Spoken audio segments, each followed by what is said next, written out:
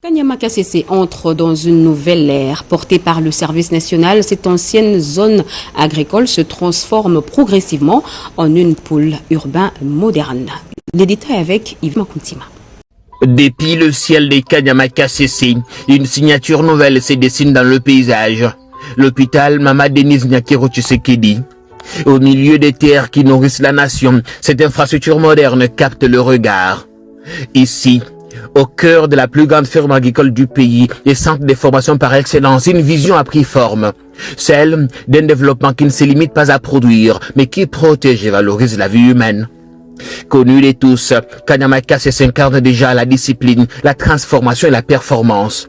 Et sur instruction du commandant suprême Félix Antoine Tshisekedi Tshilombo, l'arrivée de cet hôpital vient renforcer cette dynamique avec une dimension essentielle, la santé, une alliance stratégique entre production, formation et bien-être. À mesure que la caméra se rapproche, l'infrastructure révèle sa logique, un espace conçu pour répondre efficacement aux réalités du terrain. Avec une capacité d'accueil de 85 lits, dont 3 chambres VIP, l'hôpital Mama DNT de Kanyama Kasese s'impose déjà comme l'un des plus grands hôpitaux du Grand Katanga et sans détour, le mieux équipé de la province du Haut-Lomami. Maternité, médecine interne, hospitalisation, chirurgie, une offre de soins complète, pensée pour répondre aux besoins essentiels, comme au cas le plus exigeant. Le plateau technique est à la hauteur, un scanner des dernières générations à 128 coupes, des services de radiologie et d'échographie performants. Ici, la technologie est mise au service d'une seule priorité, soigner avec précision. Entièrement digitalisé, l'hôpital ouvre une nouvelle ère. Les résultats d'imagerie peuvent être interprétés tant à Kinshasa qu'à l'étranger. 2 blocs opératoires, 3 laboratoires, des capacités renforcées pour garantir des diagnostics fiables et des interventions maîtrisées. Au-delà de la performance technique, ce projet porte une histoire forte. L'hôpital a été entièrement construit par d'anciens Kuluna, aujourd'hui devenus bâtisseurs de la nation. Une transformation qui donne à cette infrastructure une valeur humaine singulière. Équipé par la fondation Lona de la distinguée première dame Denise Nyakero Tshisekedi, l'hôpital porte son nom, symbole d'un engagement concret en faveur du social. Les travaux, lancés en octobre 2024, se sont achevés en avril 2026. 1 an et 6 mois pour transformer une vision en réalité. Initialement conçu pour les agents, cadres et bâtisseurs du service national, l'établissement est aujourd'hui ouvert à toute la population. Derrière cette transformation, il y a une méthode et une volonté, celle des hommes de terrain, qui avancent avec clarté et détermination. Le lieutenant-général Jean-Pierre Kassongo Kabouik incarne cette dynamique en mettant en œuvre avec précision et constance la vision du président de la République. Et la transformation ne s'arrête pas là. À quelques pas d'ici, la cité moderne Mandala complète ses dispositifs.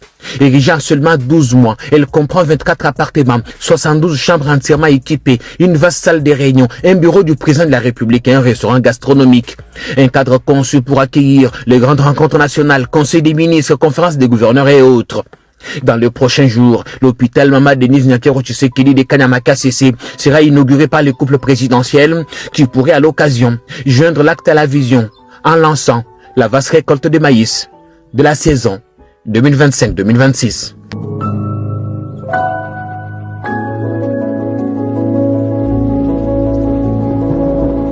À quelques pas, la cité Mandala, une cité moderne en plein cœur des Kanyama Kasese, prête à accueillir des locataires. Les On emmène à New York, aux États-Unis, où la République démocratique du Congo a bouclé un cycle diplomatique majeur à la tête de la coordination des 10 membres non permanents du Conseil de sécurité de l'ONU lors d'une rencontre organisée par la mission permanente de la RDC le 29 avril dernier. L'ambassadeur Zenon Mukongo a salué la portée stratégique de cette concertation. Gaëtan Magalani nous en parle. La mission permanente de la RDC auprès des Nations Unies a organisé une rencontre de haut niveau marquant la clôture de la coordination de 10 membres non permanents du Conseil de sécurité assuré par la RDC durant le mois d'avril.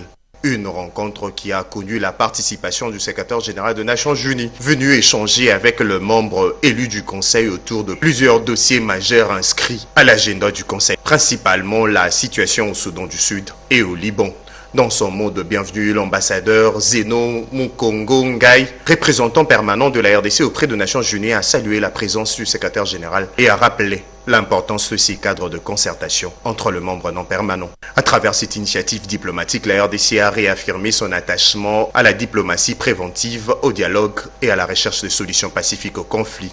Membre non permanent du Conseil de sécurité pour la période 2026-2027, la RDC entend continuer à porter une voix responsable, équitable et engagée en faveur de la paix et de la sécurité internationale. Le pays de Lumumba assurera la présidence du Conseil de sécurité des Nations Unies en juillet 2026, succédant à la Colombie qui en exercera la responsabilité au mois de juin. Cette échéance s'inscrit dans le cadre de la rotation mensuelle entre le membre du Conseil et offre à la RDC l'opportunité de contribuer à l'orientation des travaux du Conseil sur les grandes questions relatives au maintien de la paix et de la sécurité internationale.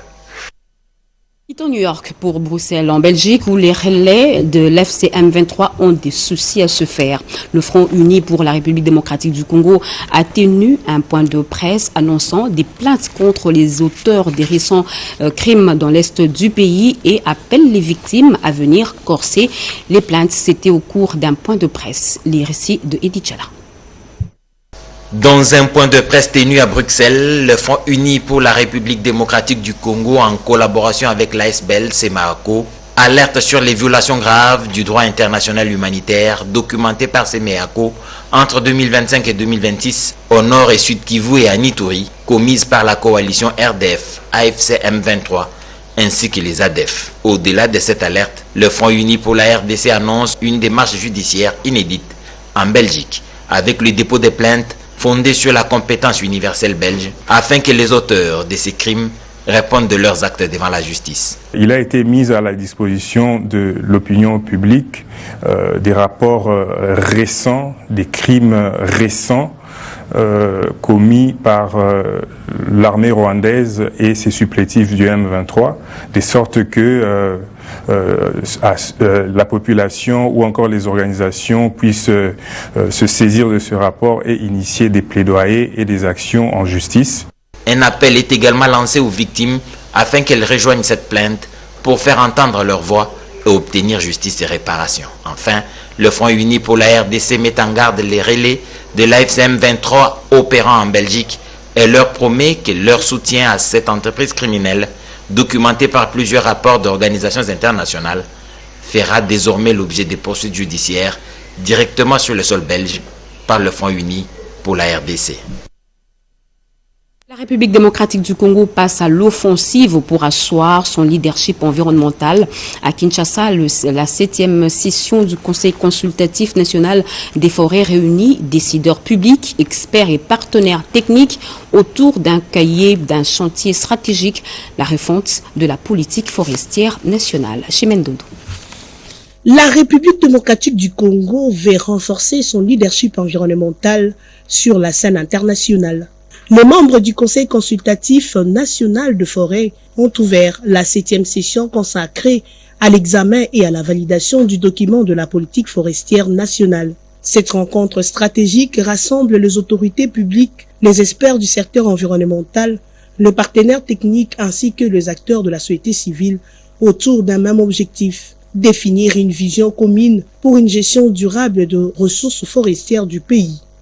Cette session marque une étape décisive dans l'histoire de notre gouvernance forestière, celle de doter enfin la République démocratique du Congo d'une politique forestière nationale élaborée dans un esprit de concertation et de responsabilité partagée. Avec les bassins du Congo considérés comme le deuxième poumon écologique de la planète, les autorités entendent renforcer la protection des écosystèmes, lutter contre l'exploitation illégale de forêts et promouvoir une gestion équilibrée, conservation et développement économique. Cette nouvelle politique forestière nationale devrait également intégrer les enjeux liés au changement climatique, à la biodiversité ainsi qu'à l'application de communautés locales et de peuples autochtones dans la préservation de forêts. À travers cette 7e session, la RDC veut poser de base d'une réforme durable du secteur forestier et consolider sa place parmi les pays engagés dans la protection de l'environnement mondial. Et en politique, l'UDPS monte au créneau. Le parti présidentiel apporte son soutien aux sanctions prises par l'administration américaine contre l'ancien chef de l'État, Joseph Kabila, accusé d'implication dans la guerre d'agression rwandaise lors d'une causerie morale organisée à son siège à Kinshasa. Le secrétaire général Augustin Kabouya a annoncé une démonstration de force. Une grande marche est prévue ce lundi 4 mai. Alain Bekaï. Convoqué à moins de 24 heures, cadres et combattants ont répondu massivement à l'appel de la présidence du parti. C'est vendredi 1er mai. Pourtant, jour férié, les principales artères délimitées ont été envahies par les militants venus escorter leur secrétaire général, faisant office du président intérimaire jusqu'au siège du parti, bondé du monde. Sur place, l'hymne emblématique de l'UDPS a retenti, donnant les temps d'une mobilisation démonstrative. Objectif affiché, réaffirmer les soutiens indéfectibles du parti aux actions du chef de l'État Félix Antoine Tshisekedi. Face à une foule acquise à sa cause, le secrétaire général Augustin Kabouya a salué cette mobilisation spontanée avant de remercier les structures du parti de Kinshasa. Dans une brève communication, il a lancé un appel à une mobilisation générale de tous les Congolais ce lundi 4 mai à 8 h devant le Palais du Peuple pour une marche de soutien aux sanctions américaines visant l'ancien président de la République, Joseph Kabila, devenu chef rebelle pour son implication dans la guerre d'agression rwandaise. Cette marche doit prouver à la face du monde que la République démocratique du Congo a un seul chef, son nom c'est Félix Antoine Tshisekedi. Il n'y a rien à expliquer là-dessus. Demain samedi, toutes les structures de base de l'UDPS doivent se réunir pour travailler sur la mobilisation générale. Comme par le passé, l'UDPS entend ainsi démontrer qu'elle demeure la principale force de mobilisation populaire en République démocratique du Congo. Réaction en cascade après l'annonce des sanctions américaines visant l'ancien président Joseph Kabila. 48 heures après la décision de Washington, les prises de position se multiplient à travers le pays. Dans l'opinion publique, une partie des Congolais favorables à la paix salue une mesure jugée forte et symbolique. On l'écoute. Je commençais d'abord par remercier le président de la République, son Excellence Félix Antoine Tshisekedi Tshilombo, pour sa diplomatie agissante et pour son amour pour ce pays et également l'administration américaine dirigée par le président Donald Trump. La population congolaise a aujourd'hui compris que nous étions infiltrés. Voilà qu'aujourd'hui, les sanctions tombent contre un ancien président de la République. Les États-Unis d'Amérique sont derrière nous pour lutter contre cette guerre de la lumière contre les ténèbres. Nous disons grand merci au président Donald Trump, président des États-Unis d'Amérique, pour avoir sanctionné un ancien président de ce pays. Nous apprécions beaucoup cette nouvelle des sanctions contre l'ancien chef de l'État, Joseph Kabila, que nous avons vu tous d'arrache-pied avec des ennemis de la République, en l'occurrence les M23. Plusieurs personnes pensent pouvoir arriver aux affaires en versant les sangs des Congolais. Nous disons que ça va s'arrêter cette histoire et c'est la raison pour laquelle nous saluons ces sanctions contre l'ancien chef de l'État, Joseph Kabila. La réaction de l'OFAC qui vient de tomber, c'est ce que nous attendions depuis longtemps. Ça a été le souhait de tous les Congolais. Et bien, je ne peux guère rester indifférente face à cette décision de l'administration Trump que je salue. Je félicite l'administration de notre chef de l'État, sa politique et sa diplomatie agissante qui ne s'est jamais lassé, il ne s'est jamais fatigué de toucher gauche-droite juste pour chercher la paix dans notre cher et beau pays, la RDC. Parlons de cette célébration du mérite au sommet de l'État. Lors de la cérémonie du 1er mai au Palais du Peuple, plusieurs agents publics ont été décorés pour leur engagement au service de la nation. Parmi eux, le directeur général de la Société nationale d'assurance, M. Clément Désiré Kapongo Moba. Monique Mavoukou. La cérémonie de décoration des mandataires et travailleurs ayant rendu des services loyaux à la nation congolaise s'est tenue ce vendredi 1er mai au chapiteau du Palais du Peuple dans une ambiance solennelle et empreinte de reconnaissance nationale. Placé sous la présidence du vice-premier ministre en charge de l'Intérieur, Jacques Chabani, cette activité de haute portée symbolique a rassemblé plusieurs personnalités politico-administratives ainsi que les récipiendaires venus des divers secteurs publics. Parmi les lauréats du jour figure le directeur général de la Société nationale d'assurance SONAS, Maître Clément Désiré Kabongo Moba, qui a été honoré pour les services rendus au sein de cette entreprise publique. Sa distinction lui a été remise par les chanceliers des ordres nationaux, le général-major Adrien Matouté-Zouloa, en reconnaissance de son engagement et de sa contribution au développement du secteur des assurances en République démocratique du Congo.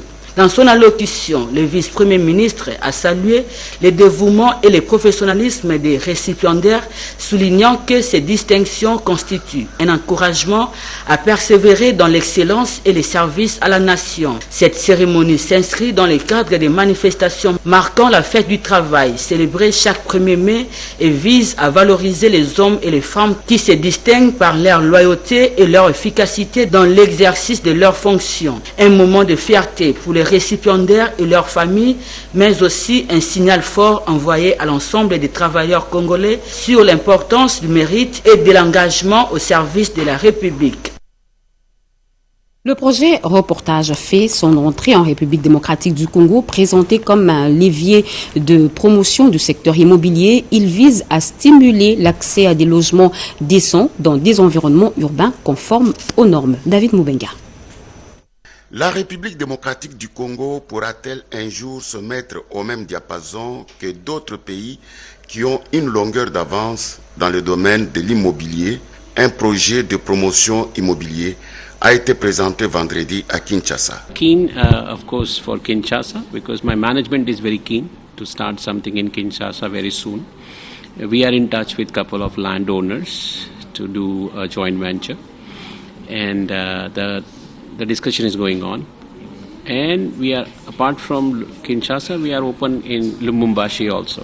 Le reportage a vu ce jour aux Émirats Arabes Unis, puisque là nous sommes aux alentours de 2 millions en termes de représentation sur le plan mondial, parce qu'ils se retrouvent déjà installés dans différents pays, sur l'international, en Europe, aux États-Unis, en Afrique aussi. Nous sommes ici à Sultani Hotel. Cet event, c'est effectivement pour faire savoir aux gens qu'on est là, à Kinshasa. Nous avons des projets déjà que nous allons développer dans les jours à venir. Il y a déjà certaines personnes avec qui on aura des joint ventures, des partenariats, pour développer des nouveaux projets que vous allez voir naître et progresser ici à Kinshasa. Nous envisageons aussi de nous retrouver dans d'autres provinces, comme aussi à Lubumbashi, dans un futur proche. Quelques participants ont donné leur point de vue. Il n'y a pas la classe moyenne. Leurs investissements, c'est vraiment très bien pour les pays où il y a la classe moyenne. Ici chez nous, vous allez investir quoi? Vous pouvez épargner quoi? Pour récupérer un appartement, pour récupérer une maison. C'est que ça se complique un peu. Mais sinon, c'est un bon investissement. À l'occasion de la journée mondiale du travail, la question du salaire minimum interprofessionnel garantisse Mégaro fait surface avec l'insistance dans le débat social en République démocratique du Congo lors d'une marche organisée par Maître José Kadima, président du syndicat La Convention de lutte pour les employés. Les travailleurs ont une nouvelle fois appelé à l'application effective de cette mesure longtemps attendue. Yvette Makontima. Le 1er mai, bien plus qu'une célébration, une date chargée d'histoire, ancrée dans la lutte ouvrière, portée par des générations de travailleurs en quête de dignité et de justice sociale. À Kinshasa, au-delà des symboles, la rue a parlé. Banderoles levées, voix unie, le syndicat, la convention de lutte pour les employés, clé, a battu les pavés. Une marche initiée par son président, Maître José Kadima, pour aviver l'espoir, mais surtout pour remettre au centre du débat une question, le SMIG, salaire minimum interprofessionnel garanti. Nous sommes la Convention de lutte pour les employés. Nous nous inscrivons dans cette tradition de lutte qui est partie de Chicago en 1886 pour la consécration des droits. Aujourd'hui, cette journée, nous la commémorons sous le signe particulier du courage des travailleurs à travers la République. Vous savez que cette année a été caractérisée par la lutte pour les SMIG, les actes de courage de plusieurs travailleurs dans les entreprises. C'est ici l'occasion de dire qu'en tant qu'un syndicat réformiste, nous voulons que le droit soit enseigné, que la connaissance du droit soit partagée par tous les travailleurs, de telle sorte que les perspectives d'avenir en rapport avec les syndicats dans notre pays s'ouvrent sur les champs des autres domaines non encore exploités syndicalement. Entre mémoire des luttes passées et défis du présent, le 1er mai en République démocratique du Congo sonne comme un rappel sur l'amélioration des conditions sociales. Fin de ce journal, mesdames et messieurs, merci de l'avoir suivi. Merci à vous qui nous suivez à Kimbilangundu dans le Kwilu et partout ailleurs sur satellite, sur YouTube et en streaming. Vous êtes sur la RTNC. L'actualité continue sur nos antennes. Retrouvez à 23h Jacques Méji, demain 7h Malumbela, 20h Anita Luambois. Moi, je vous reviens très prochainement avec le même plaisir. Excellent week-end.